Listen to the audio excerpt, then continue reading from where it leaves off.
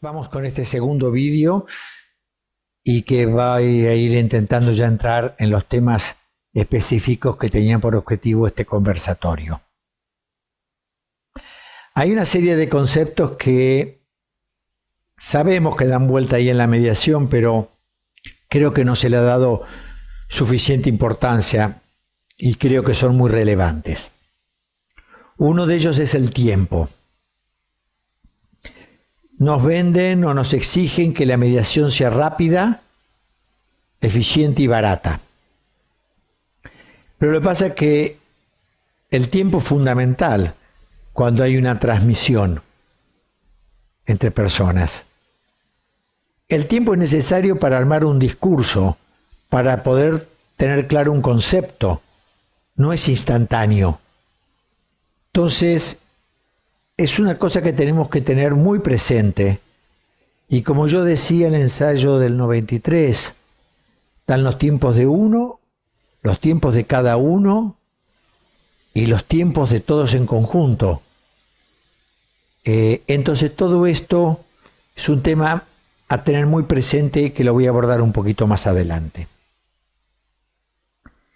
Otro aspecto es que cuando venimos al mundo, venimos en una cultura, en una sociedad que nos da un nombre. Lo primero que hace, nos dan un nombre.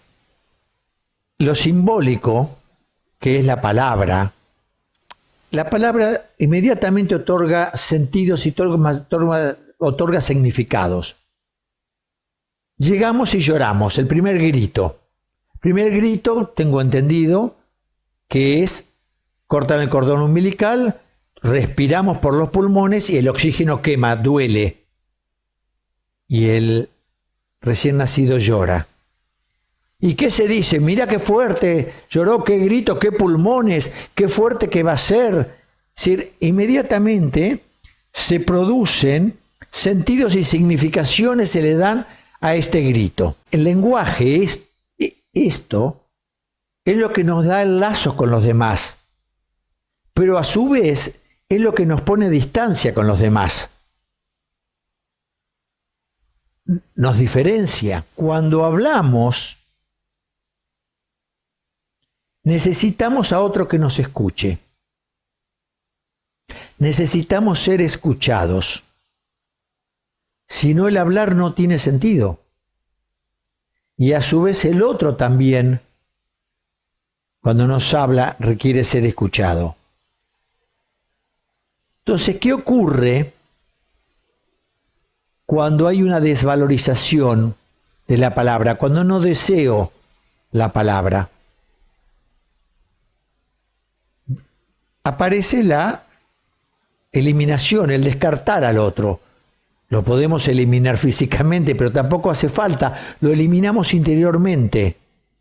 Ya no lo escuchamos. No nos interesa lo que dice. Lo borramos de dentro nuestro. El ser humano hablante, y en este proceso que empezamos con el llanto, el grito, después aparecen las primeras palabras, descubrimos un día que nos pueden hacer callar.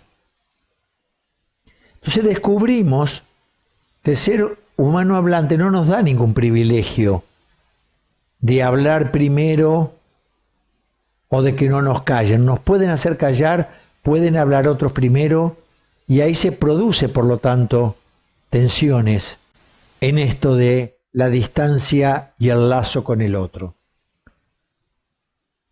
Traigo acá a colación una experiencia hace muchos años, sería al principio de los 2000, o un poquito antes o un poquito después del cambio del siglo, que Nayef como presidente tenía un conflicto con 3 socias que llevaban un servicio de mediación. Nosotros teníamos instaurado un concepto de iniciativa supervisada, es decir, Nayef le daba el apoyo con su nombre, su institucionalidad, para presentarse a concursos, que entonces lo firmaba Nayef, lo garantizaba Nayef, pero lo llevaban a cabo estos socios que querían trabajar en ese servicio. Empezaron a surgir dificultades, no lográbamos atender las necesidades que esta gente tenía en ese lugar. Se produjeron muchos roces, muchos problemas. Y entonces, como presidente de AIEF, llamé a una mediación. Y obviamente fue mediadora una exalumna de AIEF. Cuando yo estaba sentado en la sala de espera y estaban estas 3 compañeras ahí sentadas, yo no quería entrar, yo no quería hablar, yo no me interesaba que me escucharan, no me importaba, no quería sentarme con ellas, quería borrarlas, hacerlas desaparecer. No me interesaba ni que me escucharan ni yo escucharlas a ellas. Tenía que entrar porque era el presidente de AIEF y entendía que esta era la manera de gestionar los conflictos. Pero esto es lo que me pasaba a mí. La palabra no era el medio. Entré pensando, dije, bueno, es un problema de la mediadora. Yo voy a decir lo que tengo ganas de decir, mi cabreo, mi rabia, mi desazón, mi frustración. Yo quiero decirla. Ni siquiera sé si quería que me escucharan ella, que me escuchara la mediadora. Bueno, el problema era de ella, yo entré, actué como lo que tenía ganas, y bueno, y la mediadora con gran habilidad fue legitimando, fue escuchando, fue permitiendo que nos escucháramos, fue haciendo aparecer a las chicas delante de mí, las fui incorporando, no sé qué les pasó a ellas, pero terminamos con un excelente acuerdo. La AIEF cumplió con su objetivo, que era abrir caminos a la mediación y ayudar a los mediadores asociados a que se desarrollaran. Y si esto significó que AIEF nos fue más responsable de este servicio, se hizo una escritura pública con consentimiento del ayuntamiento. Ellas crearon una nueva asociación y el servicio pasó a ser de la nueva asociación. Cubría los intereses de AIEF, de ellas, del ayuntamiento y de los usuarios. Entonces, es muy importante esto de reconocer la necesidad del otro para ser escuchado. Y el no deseo, el borrar, el hacer desaparecer al otro, cuando no queremos usar la palabra como medio. Hay otros condicionantes que tenemos que ver y que son muy importantes. Y es el hecho que somos recibidos en una lengua. Y esa lengua trae consigo su cultura, sus resonancias, su historia, su genealogía, los costumbres, los ritos que tiene esa lengua. Y esto es tremendamente importante. También lo saben los dictadores, la importancia que tiene esto, que lo primero que intentan hacer es homogeneizar la lengua, esterilizarla, que no tenga significantes, que no permita de alguna manera permitir que cada individuo tenga todas estas resonancias propias de su lengua. Acá el franquismo, bueno, acá porque estoy hablando para España, prohibió el catalán, el vasco y el gallego. Homogeneizó con el castellano. Impidió que esa gente tuviera sus propias resonancias. El nazismo lo hizo también imponiendo y hasta llegó a eliminar palabras para cambiarlas por siglas como la SS. Entonces, eso se hacía por la fuerza e imponiendo el miedo. Hoy han descubierto que es mucho más sutil. A través de los medios de comunicación masivos que logran, digamos, quien quiere tener poder, lo primero que hace es lograr la hegemonía de los medios de comunicación. Porque a través de cambiar formas sintácticas, que se repiten constantemente, lo que logran es cambiar el lenguaje y cambiar esto de quitarle las connotaciones, las resonancias propias. Entonces, cuando antes era fanático, hoy es heroico; cuanto antes era disenso, hoy es terrorismo.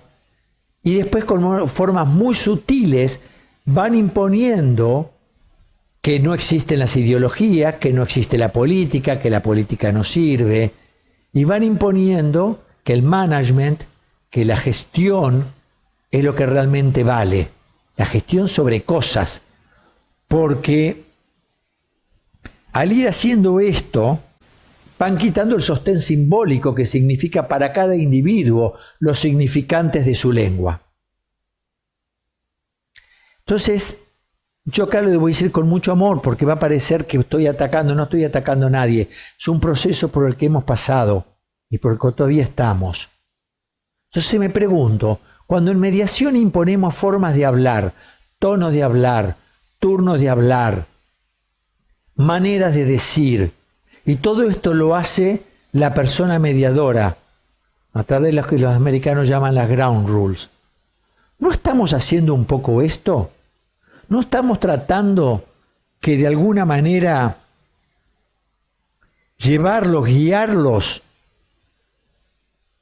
en un sistema que sea más sencillo, porque no aparecen las diferencias, no aparecen los significantes propios que generarían discusiones y problemas para nosotros, para gestionar nosotros? Entonces, para nosotros poder gestionar mejor y llevar al objetivo que conscientemente o inconscientemente tenemos, imponemos toda una serie de normas que homogeneizan el lenguaje, lo esterilizan, no hay abruptos. Entonces, si bien esto es muy sutil, yo quiero que reflexionemos sobre eso. O sea, Folger, cuando cambió, dijo que había que cambiar las relaciones, lo cambió por interacciones, para permitir que las interacciones fueran las que la propia gente tenía.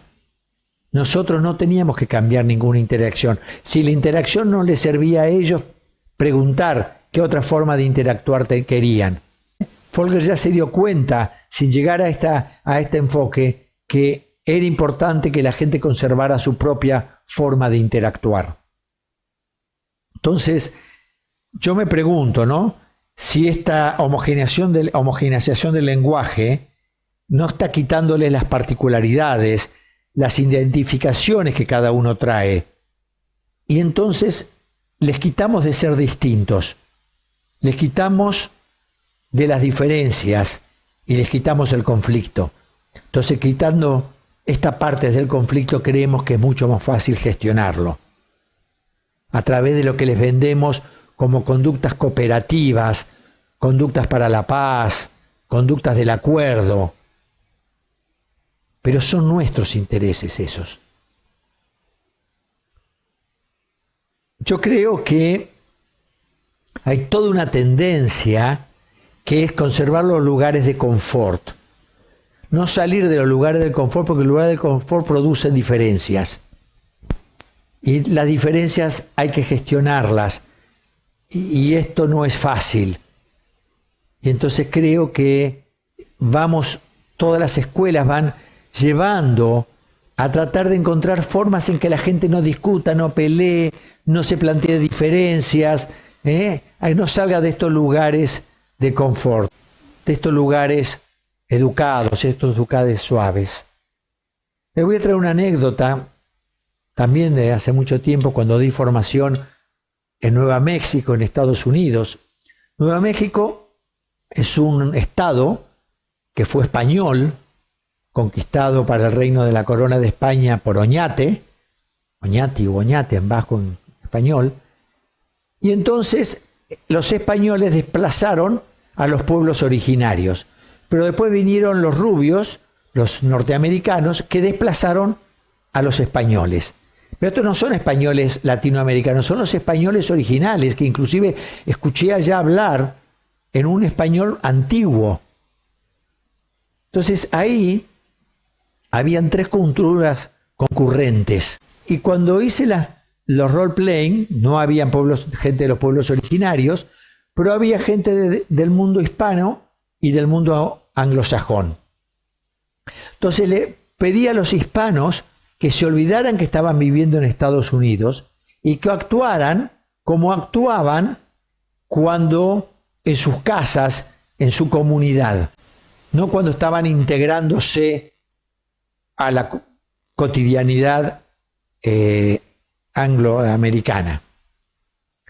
Y entonces obviamente en las discusiones levantaron la voz, discutieron, quisieron ser escuchados, expresaron sus emociones, sus enojos. Y la otra parte, y los mediadores, que eran toda gente muy experimentada, llegaron a un momento que me pidieron que los parara, que no sabían qué hacer. ¿Saben qué hacer? Si está todo homogeneizado, si está todo tranquilo. Eso puede servirle a la conducta, a la cultura anglosajona, pero definitivamente no nos sirve a nosotros. Este tema de la cultura que traemos, del lenguaje originario, del lenguaje materno en el cual somos recibidos y acogidos, tiene mucho que ver con el tema de la palabra y por lo tanto nos enseña mucho para saber qué vamos a hacer con la palabra de los participantes en la mediación con nuestra manera de actuar, nuestra manera de escuchar. ¿Qué queremos escuchar?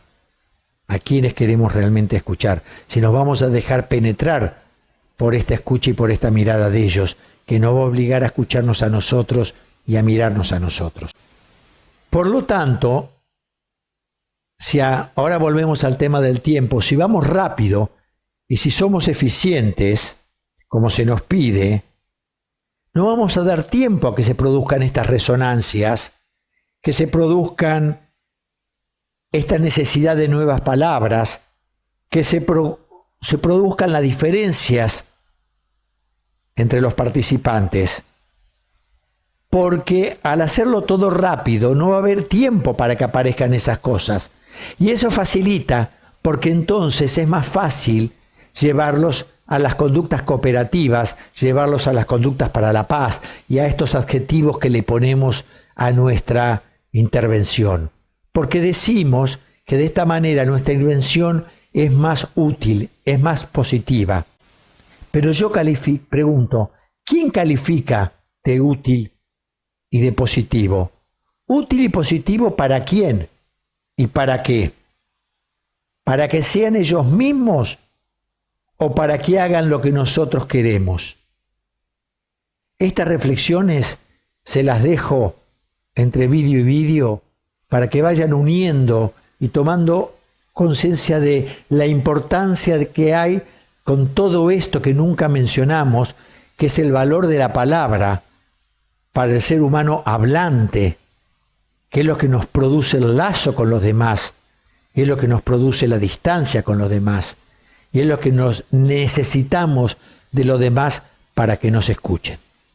Gracias y hasta la próxima.